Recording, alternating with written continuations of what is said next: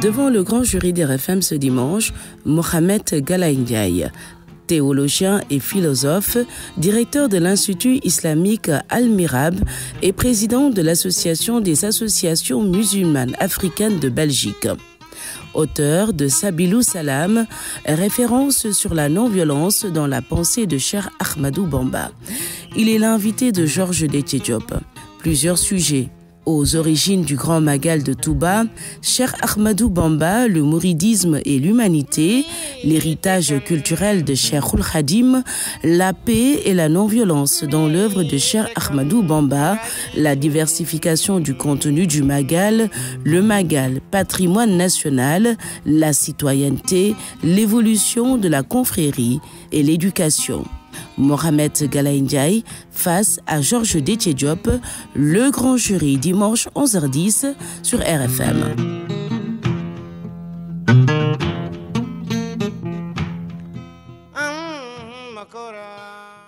Mesdames, Messieurs, bonjour, bienvenue dans le grand jury. Ce dimanche, notre invité, une voix du monde intellectuel et religieux, Mohamed Galaye Ndiaye, théologien et philosophe belgo-sénégalais formé à l'université Al-Azhar au Caire et à l'université de Liège.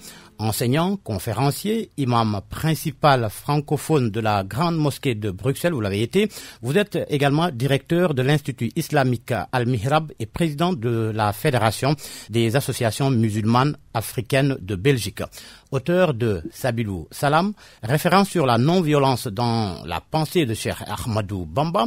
Vous avez également écrit d'autres livres. On peut citer Le Soufi immortel, étude sur la notion de mort dans la pensée soufie de Cheikh Ahmadou Bamba, Le mouridisme et l'altérité, introduction à l'étude de l'œuvre de Cheikh Ahmadou Bamba, la culture de la paix dans la doctrine soufie de Cheikh Ahmadou Bamba et pour un ramadan spirituel. Vous êtes reconnu comme l'un des premiers théoriciens de la paix dans l'œuvre du fondateur du mouridisme. Nous allons revenir sur les origines, l'évolution et les enjeux contemporains du Grand Magal de Touba, sur le rôle universel du mouridisme et sur la pensée que la citoyenneté, la paix et l'éducation occupent dans ce rendez-vous spirituel devenu un événement international. Bonjour Mohamed Galaye Ndiaye. Bonjour et heureux d'être avec vous dans cette émission. Alors, en ligne de Bruxelles, un pincement au cœur de ne pas être là cette année pour cette édition du Grand Magal de Touba. Oui, effectivement, j'ai toujours été au rendez-vous, mais cette année, j'ai des contraintes ici à Bruxelles qui m'ont empêché d'être là. Mais mon cœur est là, mon esprit est là, mes contributions sont encore là. Alors, pour comprendre le Magal tel que nous le vivons aujourd'hui, il faut revenir à l'année 1895. Cheikh Ahmadou Bamba, exilé par l'administration coloniale au Gabon, transforme cette épreuve en acte de foi et en symbole de patience. Le Magal donc commémore ce départ vécu non pas comme une humiliation, mais comme une victoire spirituelle. C'est là que se trouvent, dit-on, les racines profondes de l'événement. Que faut-il retenir de ce moment fondateur? Un acte de résistance, une épreuve mystique ou un message universel adressé à l'humanité? C'est le tout, je pense. Et il faut savoir que Cheikh Ahmadou Bamba n'est rien d'autre qu'un serviteur sur les traces de son bien-aimé, le prophète Mohammed alayhi salatu wassalam. Vous savez que dans l'histoire, dans la biographie du prophète, lorsque ses ennemis, les polythéistes de la Mecque, ils ont opté de le déguerpir, de le faire sortir de son pays natal, de là où il est né, à la Mecque. En fait, le Coran en parlait. Il a dit إِذْ أَخْرَجَهُ الَّذِينَ كَفَرُوا إِذْ أَخْرَجَهُ الَّذِينَ كَفَرُوا. Ça veut dire quoi? Ça veut dire que إِلَّا تَنْصُرُوهُ فَقَدْ نَصَرَهُ اللَّهُ إِذْ أَخْرَجَهُ الَّذِينَ كَفَرُوا. Soit vous l'assistez ou vous ne l'assistez pas, sachez que au moment où il sortait de la Mecque, l'assistance divine, la victoire l'accompagne. C'est-à-dire que la victoire est survenue au moment du départ et pas après avoir accompli sa mission. Pareil pour Cheikh Ahmadou Bamba. Au moment où il sortait, c'est là où il a eu cette inspiration que la victoire, elle est déjà là. Et c'est pour cela qu'il a commémoré donc son départ et pas donc le jour où il a été gratifié de tous les honneurs. Selon vous, que dit aujourd'hui donc cet événement au monde? Voilà, c'est un événement, on va dire, mondial, universel, dans le sens où c'est unique dans l'histoire, où un individu, un personnage, un intellectuel, un homme spirituel commémore dans ce genre-là, c'est-à-dire de remercier Allah, de rendre grâce à Allah pour les bienfaits qu'il a reçus. Et que lui, il dit que je suis incapable de remercier Dieu comme il se doit. J'invite le monde entier, tous ceux qui m'aiment, tous ceux qui adhèrent à cette mission, tous ceux qui adhèrent à cette victoire, de m'aider à remercier Dieu. C'est unique. Nulle part dans l'histoire, on a vu un homme qui a fait appel à ce genre de commémoration. Et il faut savoir que, comme j'ai l'habitude de le dire, que Cheikh Ahmadou Bamba, il est parti seul. Il a vécu seul dans son lieu d'exil. Il est revenu seul et il a eu sa victoire seul. Donc, il a fait preuve de patience. Il y a un moment où il dit que tellement que les brimades, les supplices ont été tellement durs, qui ont été infligés par les colonisateurs, que cela ressemblait à la sortie de l'âme, c'est-à-dire de la mort, des affres de la mort. Donc, pour seulement nous donner une idée de sa souffrance. Donc, il a fait preuve de patience, de témérité et de bravoure. Et là, aujourd'hui, il veut partager cette expérience, pas de souffrance, mais de récompense. Justement, quel sens profond du Magal pour un musulman, un mouride, voire un croyant? C'est cet aspect de rendre grâce à Dieu que lui, il a préféré. Et là, c'est une philosophie. Malheureusement, même nous, Africains, on n'a pas retenu cette philosophie. Alors que Saint Touba nous a déjà donné cette expérience, cette idée. C'est quoi? Il a dit, Shughiltu bishukuri an tadhakkuri ma qad jara bayni wa bayna al-askari. J'ai préféré de ne pas me rappeler des souffrances, comment infliger. J'ai préféré de ne pas me rappeler de ça, mais de me concentrer sur autre chose, c'est-à-dire ce qui me permet d'avancer, ce qui me permet d'être dans un tremplin donc d'élévation spirituelle, c'est de m'inscrire dans cette idée de remerciement et de rendre grâce à Allah shukr. Comme les Africains, aujourd'hui, beaucoup sont sur notre passé. On est devenus des prisonniers de notre passé. Saint Touba, il a su dépasser le passé et s'inscrire dans le futur. Et je pense que les pays africains doivent s'inspirer de ce grand Magal, de cette expérience de Saint Touba, qui a préféré de mettre de côté ou entre parenthèses, parce qu'on ne peut pas l'oublier, on ne peut pas oublier l'histoire et le passé, mais essayer de faire ce qu'on appelle at-tajaouz, c'est-à-dire le dépassement. Le dépassement vers ce qui est utile, vers ce qui nous permet d'avancer donc dans la vie. Et c'est cela, en fait, le véritable sens du shukr, du remerciement dans la philosophie spirituelle de Cheikh Ahmadou Bamba. Donc, en quoi ce contexte historique doit-il rester central dans sa compréhension?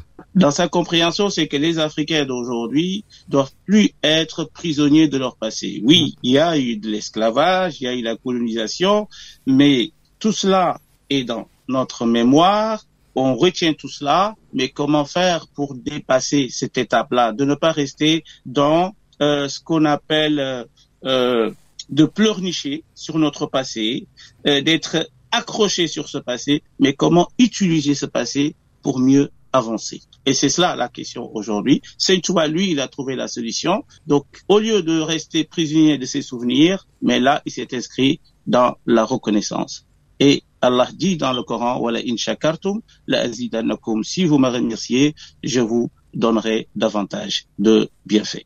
Voulez-vous nous dire par là que l'on ne doit pas gommer cette dimension historique, sinon le Magal perdrait toute sa force et son sens? Non, du tout. Cette dimension, nous devons la rappeler, c'est-à-dire toutes ces souffrances, mais nous ne devons pas rester là.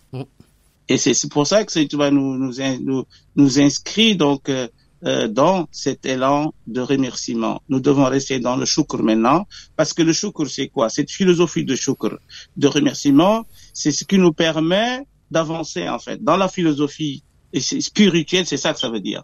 Ça veut dire que je ne suis plus prisonnier de mon passé, mais je suis le dépassé. Et là, je me suis inscrit dans une nouvelle optique.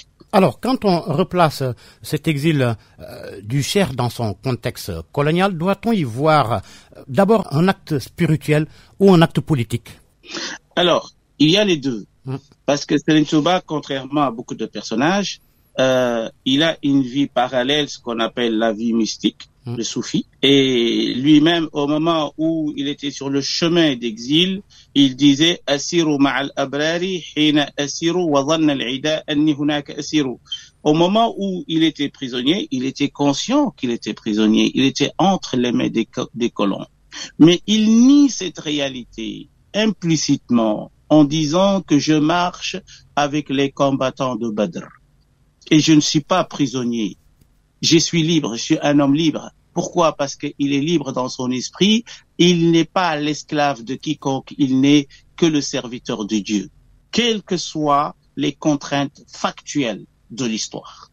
Et c'est ça qui est important. Il s'est senti libre parce que il n'adore que Dieu, il ne se soumet qu'à Dieu. Et à partir de ce moment-là, il est libre. Il est devenu Abdullah, le serviteur de Dieu. Et c'est pour cela que nous ne pouvons pas donc faire abstraction de ce côté spirituel. Et lui-même, lorsqu'il a terminé un ouvrage qui est Muqaddimatul Khidma,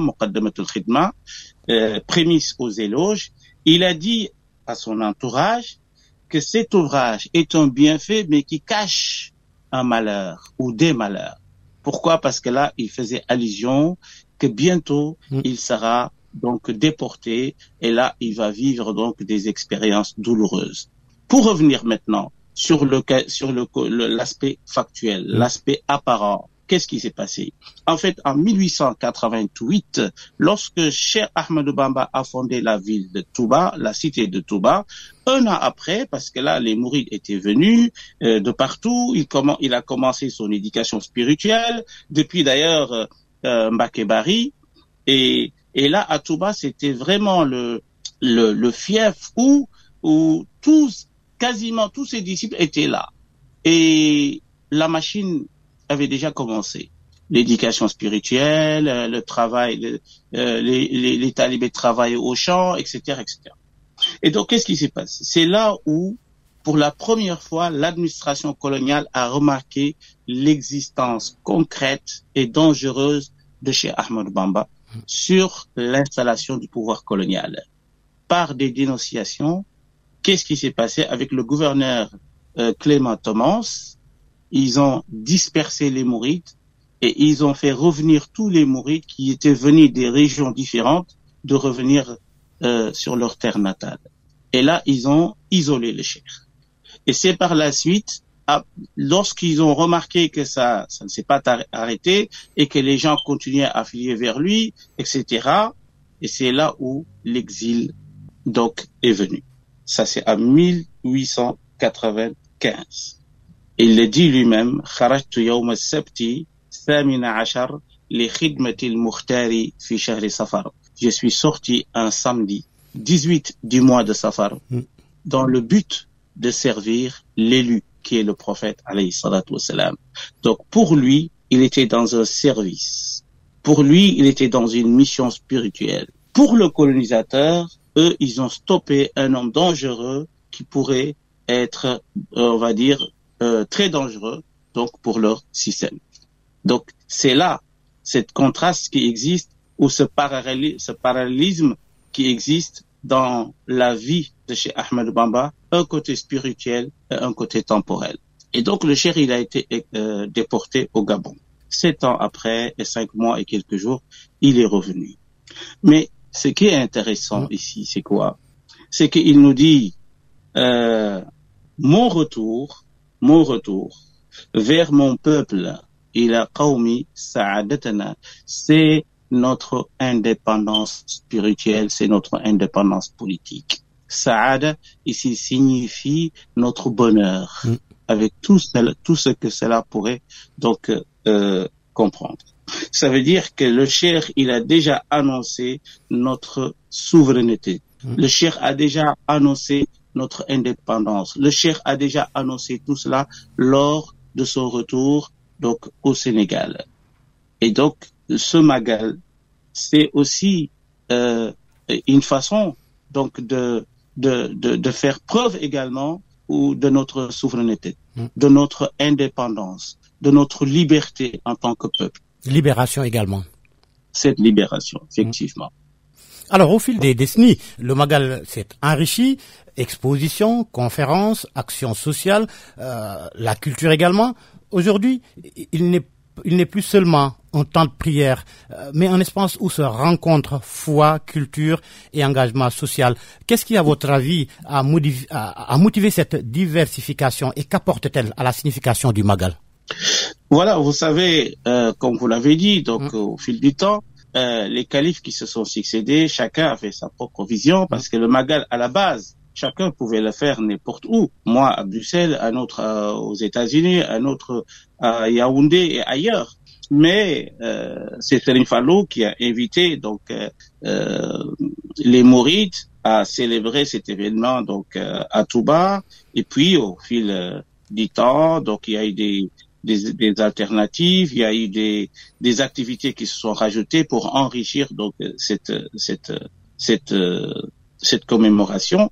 Et donc mais à la base, il faut savoir que c'était tout simplement un jour de commémoration pour rendre grâce à Dieu. Maintenant, tout ce qu'on fait comme activité, comme conférence, comme colloque, tout cela rentre dans ce cadre-là, si c'est inscrit, bien sûr, dans le cadre de rendre grâce à Dieu. Et c'est le cas, je pense. Et qu'est-ce qu'il apporte en fin de compte dans la marche de la Mouridia? Écoutez, c'est un événement pas comme les autres. D'ailleurs, c'est l'événement le plus important en Afrique, en tout cas subsaharienne. Et plus de 4 millions de personnes qui se retrouvent dans un endroit, économiquement, spirituellement. C'est un rendez-vous très important et d'ailleurs qui n'est pas encore utilisé comme il se doit pour le rendre beaucoup plus, on va dire, productif pour le Sénégal et pour l'Afrique et pour le monde. Certains se posent aussi la question de savoir est-ce qu'il n'y a pas un risque de dilution de son essence spirituelle? Oui, bien sûr, il y a un risque dans tout, mais ici, il faut savoir que dans le mouridisme, il y a des cadres, il y a des intellectuels et qui sont très soucieux donc de tenir cet événement dans les règles et les normes donc de la loi islamique et qui soit conforme en tout cas à la sunna du prophète alayhi salatu wassalam. Et moi-même j'en fais partie de ces gens-là et je pense que ce risque, même s'il existe, il est moindre par rapport à, on va dire, à ce que ces intellectuels et ces marabouts sont en train de faire sur le tas. Alors, je le disais, exposition, conférence, forum, une ouverture qui a d'ailleurs entraîné une reconnaissance au plus haut sommet de l'État. Sa dimension nationale et internationale, c'est devenu une réalité, on n'en parle pas. Pourquoi il était important, Mohamed Galaye Ndiaye, pourquoi il était important que le Magal soit reconnu comme patrimoine national? Moi, je pense que même ça devrait se faire depuis longtemps, parce que le Magal s'est imposé par lui-même. Le Magal, aujourd'hui, tous les Sénégalais, les étrangers, partout, ils viennent partout pour assister à cet événement, ce qui est devenu un événement mondial de fait. Et donc, cette reconnaissance, c'est bien sûr, nous devons l'applaudir, nous devons l'encourager, et que nous remercions les autorités actuelles de l'avoir fait. Et je pense que ça devrait même se faire depuis longtemps. Parce que, comme j'ai dit, le Magal, c'est un événement pas comme les autres, c'est un événement le plus populaire. D'ailleurs, c'est une carte de visite pour le Sénégal dans la diaspora. Qu'a changé donc cette reconnaissance dans la perception et la portée du Magal? Écoutez, ça lui a donné donc cette dimension universelle. Aujourd'hui, à Bruxelles, même ceux qui ne viennent pas au Sénégal, ils vont faire le Magal ici sur place. Il y en a qui le font à New York, il y en a qui le font ailleurs.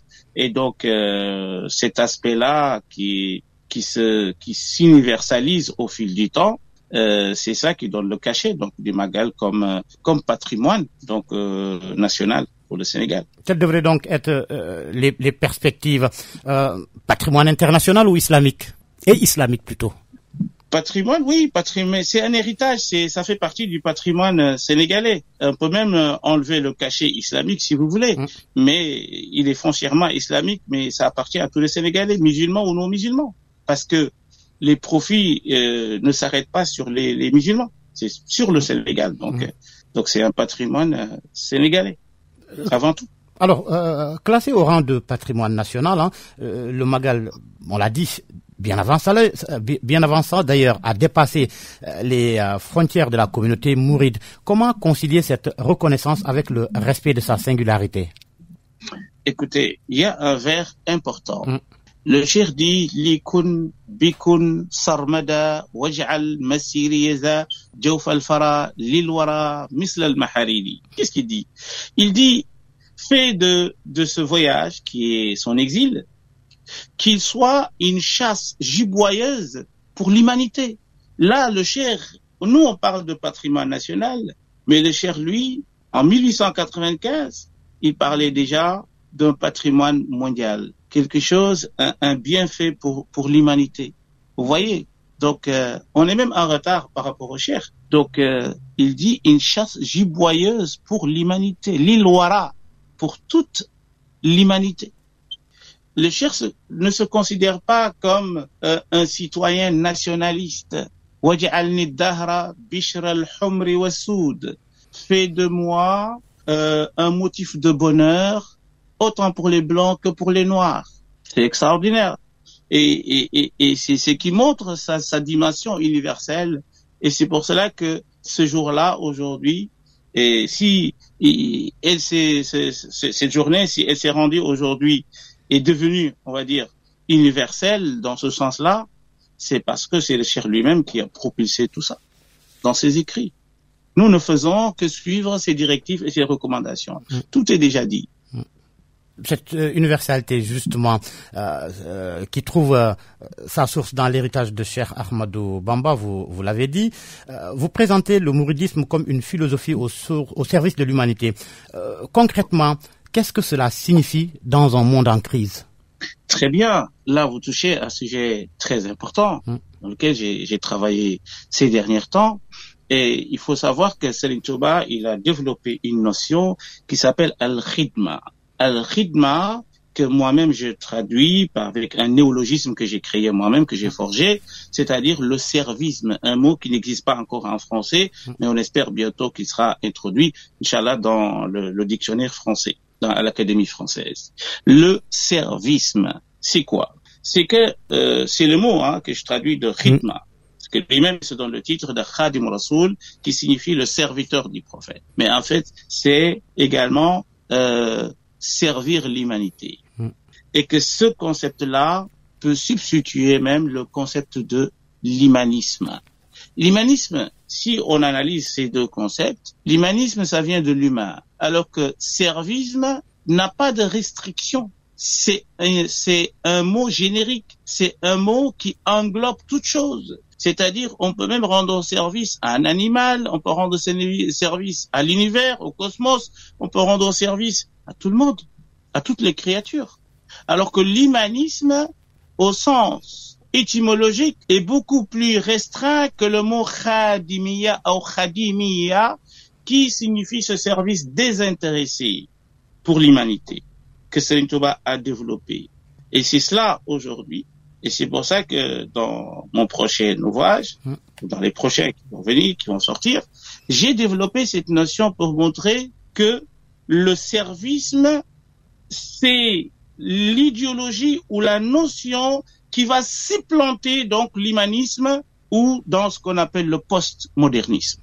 Et donc c'est important aujourd'hui de savoir que le mouridisme a proposé au monde donc une notion qui on l'espère, va dépasser donc le mot humanisme. Justement, en quoi ce servisme peut-il répondre aux fractures sociales et aux tensions identitaires actuelles?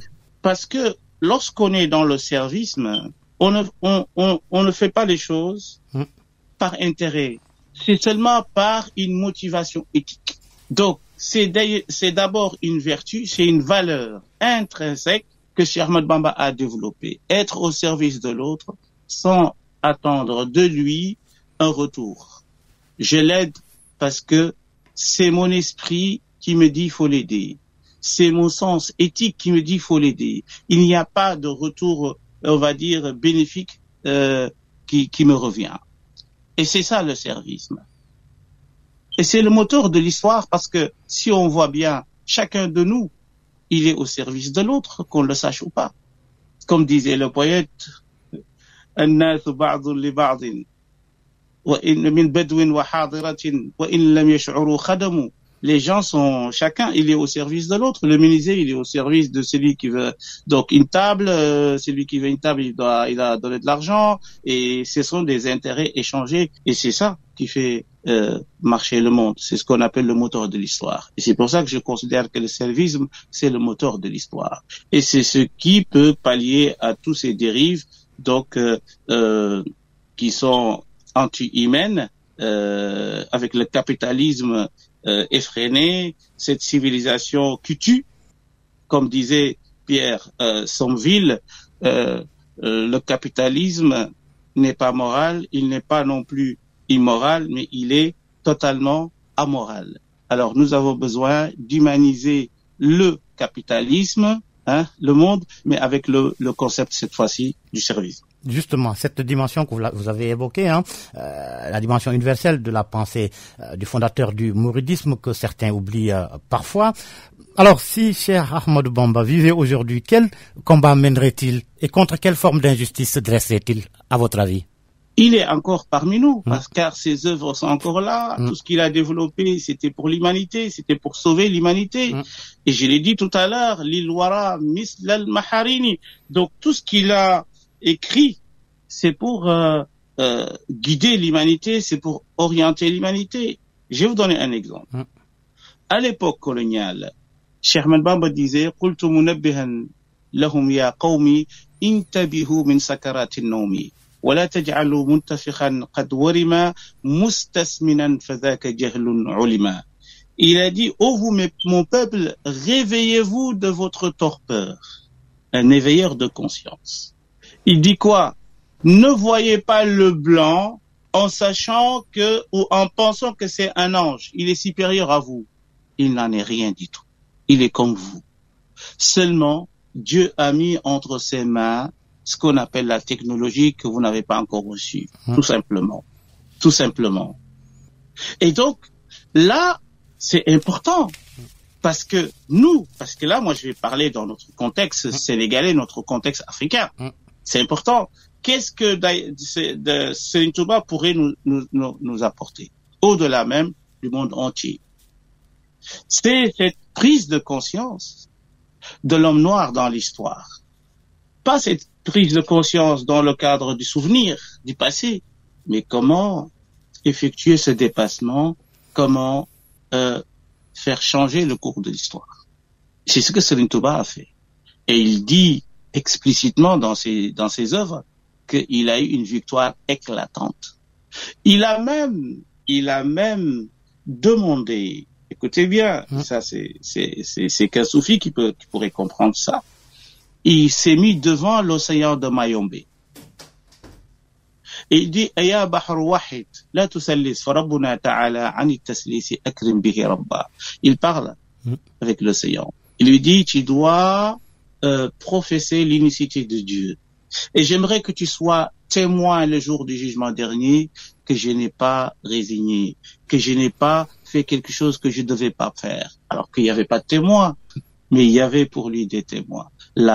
Cette mère, et même les jours, il a même demandé aux jours, aux semaines, aux mois, de témoigner auprès de lui, auprès de Dieu pour lui.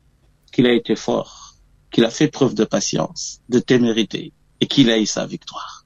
Ce sont ces valeurs-là aujourd'hui dont on a besoin en Afrique, de s'affirmer en tant que peuple, de s'affirmer en tant que civilisation, de s'affirmer, et c'est ce que Serigne Touba a fait. Cheikh Ahmadou Bamba, qui a laissé un patrimoine écrit, artistique et éducatif immense, poèmes, traités, enseignements. Quel aspect de cet héritage, Mohamed Galaye Ndiaye, quel aspect de cet héritage sont encore sous-estimés Et mériterait d'être mieux valorisé. Écoutez, moi, c'est ma tâche principale d'étudier ces œuvres, de valoriser ces œuvres, surtout ces œuvres écrites. Et aujourd'hui, malheureusement, je le dis, c'est qu'il n'y a aucun intellectuel mouride aujourd'hui qui a cerné tout ce que Serigne Touba a écrit. Jusqu'à ce moment, il n'y a pas une recension exhaustive des œuvres de Cheikh Ahmadou Bamba. C'est un écrivain prolifique qui a écrit beaucoup de choses. Certains de ses ouvrages sont encore cachés dans les tiroirs, exposés même à la destruction par les souris et autres, et le temps, et l'humidité. Parce que certaines familles pensent toujours que ce qu'ils ont reçu, ces œuvres ou autres, en fait, c'est un héritage spirituel propre à elles. Et donc, aujourd'hui, notre défi premier, c'est de recenser tous ces ouvrages et les étudier comme il se doit, des études approfondies, académiques. Il y a des études qui existent déjà, qui sont très poussées, très Mais avant avancées. Cela, est-ce que ça ne devrait pas d'ailleurs être enseigné dans les écoles, cette culture mouride, pour transmettre une partie de l'histoire du Sénégal aux jeunes? Mais tous les peuples conscients, c'est ce qu'ils ont fait. Ils ont enseigné leur patrimoine. Et c'est pour ça que nous, on est en retard par rapport à tout ça. Et Serigne Touba, c'est ce que lui-même il a fait. Lorsqu'il a écrit un de ses premiers ouvrages, on va dire, Massalikul Jinan. Parce que c'est cette complexe-là, d'infériorité et manque de confiance en nous, Serigne Touba l'avait déjà décelé, ça fait longtemps. Et lorsqu'il a écrit cet ouvrage, il a dit, il ne faut pas sous-estimer cet ouvrage parce que son auteur est noir. Vous imaginez? Il le dit dans l'introduction de son livre. Moi, je pense que jusqu'à aujourd'hui, nous sommes dans ce complexe-là. Nous sommes décomplexés. Pourquoi on ne peut pas donc enseigner notre héritage, l'inscrire dans notre programme scolaire pour nos enfants? Les Wolofs disent Balangana Nam Nefa. Tu ne peux pas te vendre ailleurs alors que tu n'existes même pas. Nous devons cerner cet héritage. Nous devons l'étudier et nous devons se l'approprier comme il faut, intellectuellement, culturellement, artistiquement, sur tous les plans. Alors, vous suivez le grand jury qui reçoit ce dimanche Mohamed Galaye Ndiaye, théologien et philosophe. Mohamed, dans vos écrits, vous incitez particulièrement sur un aspect souvent négligé, la non-violence. Pourquoi dites-vous que Cheikh Ahmadou Bamba a été, avant Gandhi même, un penseur de la non-violence? Cheikh Ahmadou Bamba qui a choisi la non-violence face à l'injustice coloniale. Effectivement, c'est mon champ de prédilection. La non-violence et la paix dans l'œuvre de Cheikh Ahmadou Bamba. D'ailleurs, j'ai eu le privilège, comme vous l'avez dit dans l'introduction de cette émission, que j'ai été le premier à développer donc cette théorie, cette notion dans la pensée de Cheikh Ahmadou Bamba. J'avais fait un livre depuis 2011 de 200, je pense, 80 pages ou 240 et quelques pages. Alors, qu'est-ce que j'ai dit? La première chose qui a attiré mon attention, c'est que on dit tout souvent que Gandhi est l'apôtre de la non-violence. Et lorsqu'on évoque cette notion dans le monde, c'est le nom de Gandhi qui figure en premier sur la liste. Et puis Martin Luther King, et puis même d'autres personnages comme Henry David Thoreau, comme John Ruskin, comme Martin Luther King et d'autres. Alors que Serigne Touba est absent. Alors que, d'après l'étude que j'ai faite, non seulement son œuvre est colossale et dépasse de loin ce qu'ont fait ces personnages que je viens de citer, mais il les précède historiquement. Au moment où Gandhi était à l'UNIF à Londres, il ne savait même pas la notion de violence et de non-violence. Cheikh Ahmadou Bamba avait déjà fait appel à la non-violence. En 1886, il a fondé une cité. Il l'a appelée Darussalam, la cité de paix. Et il l'a théorisée. Et il a dit des choses extraordinaires. J'aimerais vous lire les vers. Il a dit Ilahi ila daris salam allati biha unadika qudni ajilan wakfini harba. C'est extraordinaire. C'est une première dans l'histoire. Un homme qui fonde une cité que pour la paix. Et il s'est réfugié dans cette cité et il a appelé ses concitoyens à la paix et à la non-violence. C'est une première dans l'histoire. Et il a théorisé ce fait. Ilahi ila Darussalam, allati biha unadika. C'est là à Darussalam que j'aimerais établir une conversation confidentielle avec toi. Mais prémunis-moi de toute guerre. Je ne veux pas de violence. Vous savez, ce moment-là, c'est au moment où la Dior était en conflit sanglant avec les colonisateurs. Partout au Sénégal, il y avait le feu. Il s'est retiré, il a fondé cette ville, il l'a appelée Darussalam, demeure de paix. Waj'al salamatan tadumu ya salam, liya walil iyali fi Darussalam. Ô toi, c'est lui qui a appelé la paix, Dieu, l'apaisant. Ij'al salamatan, fais dans cette demeure de paix, ramène-moi la paix dans cette demeure de paix. Pour moi et toute personne qui vient s'y réfugier. Appliquer donc aujourd'hui cette philosophie peut guider le Sénégal et l'Afrique face aux tensions actuelles. Et bien sûr, parce que même le colonisateur avait reconnu ce que je suis en train de vous dire, même si le chéri l'a écrit, le colonisateur aussi l'a écrit. Ils ont écrit noir sur blanc que le cheikh a dit « J'ai fait un pacte avec Dieu, même si le Mehdi, le Messie, descend sur terre, je ne l'aiderai point. Je ne tuerai ni scorpion, ni serpent, ni une âme qui vit. » Qui, dans l'histoire, a dit des propos pareils? Et je le dis souvent, et je rappelle que je suis philosophe. J'ai étudié Platon, j'ai étudié Al-Farabi, j'ai étudié tous les grands hommes, on va dire, qui ont développé ces notions-là. Jamais un homme a su théoriser et vécu également la non-violence. Comment dirais-je? Martin Luther King, il est mort comment? Il est mort par la violence. Mahatma Gandhi, il est mort comment? Il est mort par la violence. Lui-même que l'on appelle aujourd'hui apôtre de la non-violence. Un jour, la marche du sel que vous connaissez, et pendant cette marche, il y a eu des morts, il y a eu des dégâts collatéraux. Pourquoi? Parce que il a mêlé son peuple à sa résistance. Et il a regretté cela.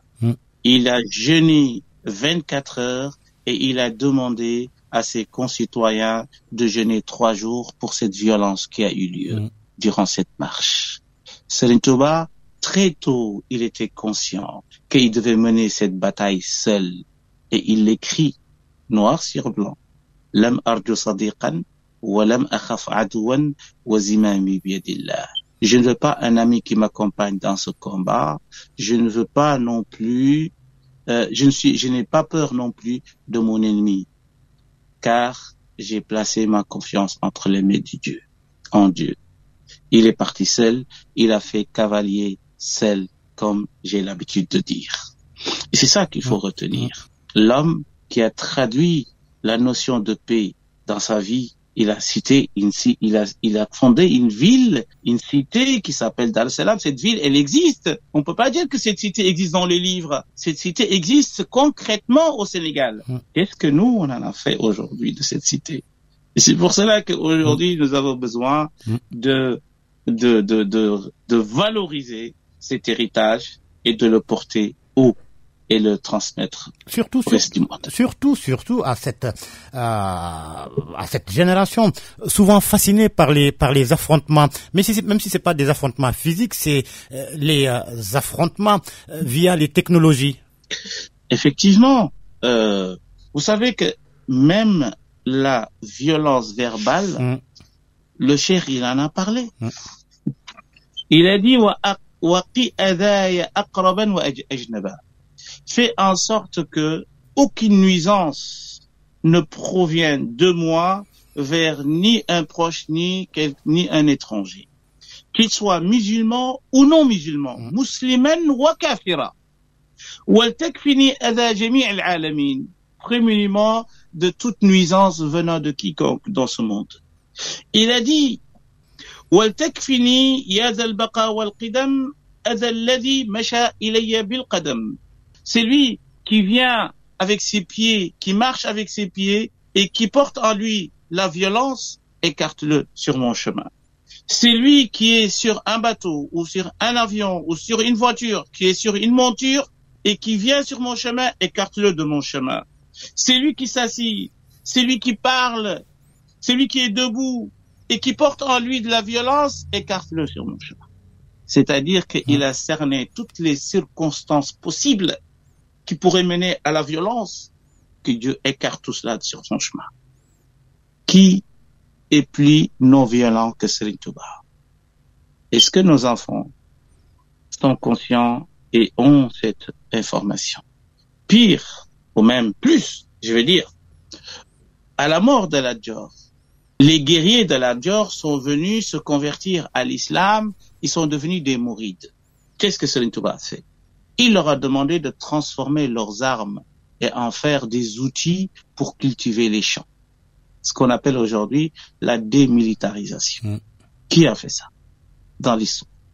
Si le Dalai Lama dit que pour éviter les guerres, il ne faut plus produire des armes, Serigne Touba a dit, les armes qui existent déjà, il ne faut pas les détruire, il faut les transformer en outils utiles et bénéfiques pour l'humanité. Vous voyez, sa philosophie, elle est très profonde. Alors, il en aurait... Et j'ai l'impression, quand je parle de tout ça, c'est comme si, en fait, je suis en train de l'inventer moi-même, alors que c'est écrit noir sur blanc dans ses œuvres. Tout ce que je vous dis, je vous cite des vers, je vous cite ses œuvres. Alors, il ne nous reste plus assez de temps, Mohamed Galaye Ndiaye. Cette année, le Magal met l'accent sur la citoyenneté. Un choix qui interroge sur le rapport entre foi, droit et devoir civique. Quelle est la conception mouride de la citoyenneté et comment se traduit-elle concrètement? C'est important, ce que vous dites. Serigne Touba a toujours parlé de balad, de qawm. Ces deux concepts sont récurrents dans ses œuvres. Il a toujours parlé de qawm, mon peuple. Il a parlé de balad, ça veut dire mon pays. Il a dit hustu allazi li yusaffi al-balada wa mawdi'i wa li yusaffi al-khalada. Dieu m'a donné à travers cette lutte, à travers cette patience, à travers cette endurance, à travers ce jihad que j'ai mené pacifiquement. En retour, en contrepartie, Dieu m'a octroyé des bienfaits qui pourraient rendre ce pays-là émergent, qui pourraient développer ce pays, qui pourraient en faire un pays exemplaire. Il est écrit. C'est le cheikh qui l'écrit.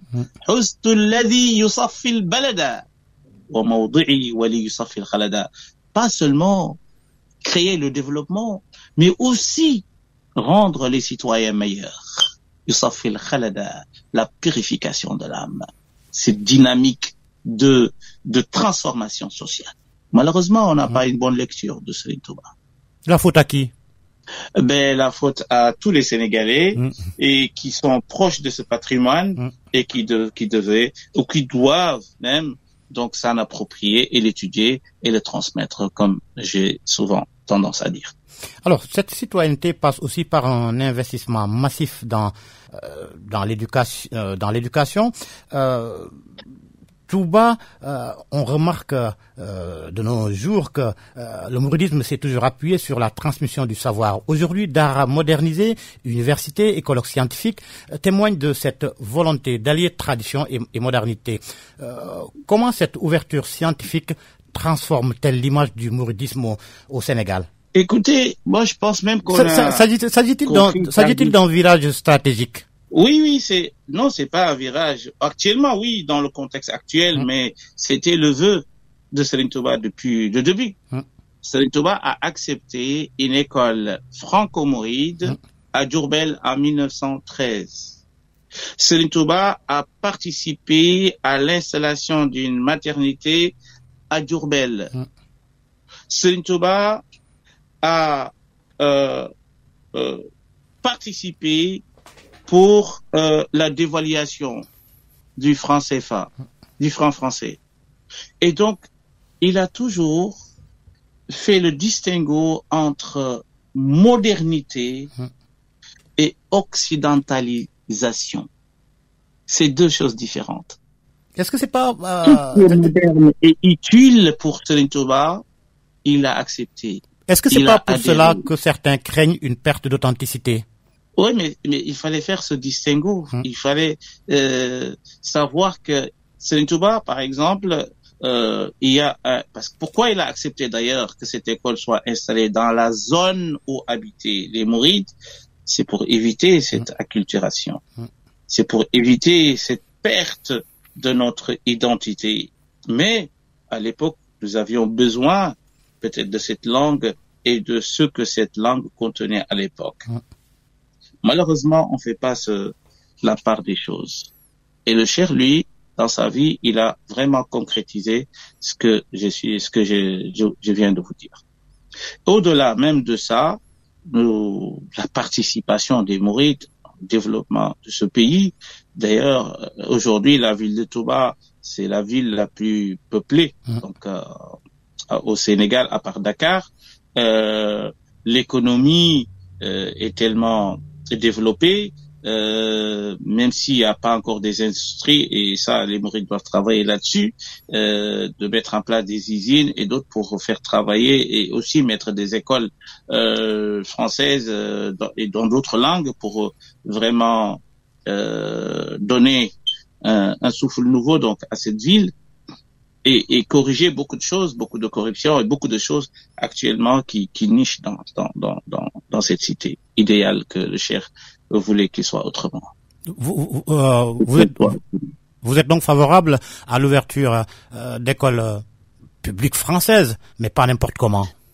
Oui, il faut le réguler, il faut voir aussi la sainteté de cette ville. Cette ville a son statut particulier, donc de ville sainte. Donc tout ce qui s'y installe doit être donc lu et vu sous l'aune de cette sainteté qui est propre à cette ville. Plus clairement, concilier enseignement religieux et ouverture aux sciences modernes. Effectivement, c'est ce que Senghor disait, enracinement et ouverture. Touba ambitionne-t-elle aujourd'hui de devenir un centre intellectuel de référence pour toute l'Afrique de l'Ouest? Oui, effectivement, avec l'université parce que et autres. Les œuvres grandioses menées par Serigne Mountakha, que Dieu le préserve, on voit bien qu'il a cette volonté de rendre cette ville ou en tout cas qu'elle soit une vitrine donc de savoir, de connaissance, de civilisation, de spiritualité. Mais ça, il faut encore beaucoup de travail, même s'il y a des efforts non négligeables.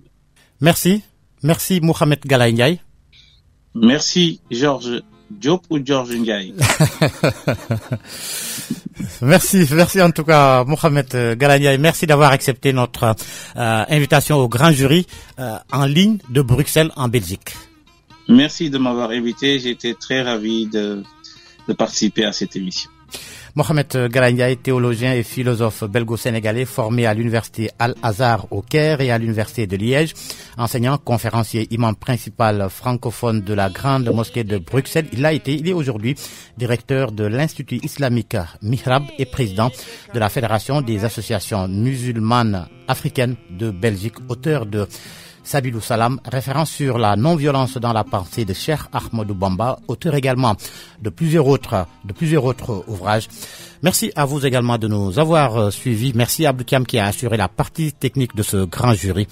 Rendez-vous dimanche prochain pour un autre numéro du grand jury. Excellent dimanche à toutes et à tous. Makora.